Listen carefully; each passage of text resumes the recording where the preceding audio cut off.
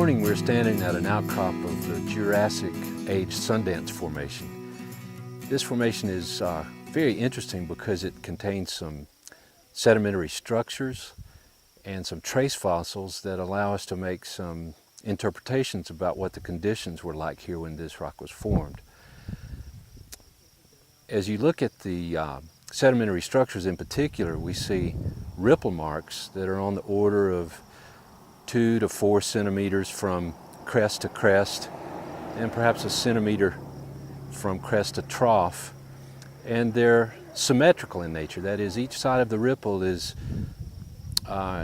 dips at the same angle as the other, and this indicates a bidirectional current movement.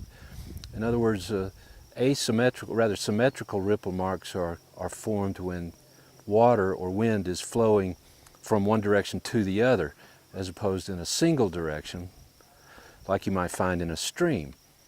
So we can rule out a stream environment for these ripple marks because they are symmetrical, and that would leave us with a couple of options. And the one for this one, of course, is a wave zone or an intertidal flow where the tide comes in, tide goes out, or waves wash in and waves wash out. The other interesting trace fossil here are pterodactyl footprints. These very small divots, little impressions, dimples in this sandstone indicate that the pterodactyls were walking along the beachfront, and they were scavenging just like shorebirds do today. Squid, jellyfish, whatever washes up along that wave zone that you see at the beach was food for these animals. So the particular animal that they were probably eating the most were squids, and the fossil that they leave behind is called a belemnite.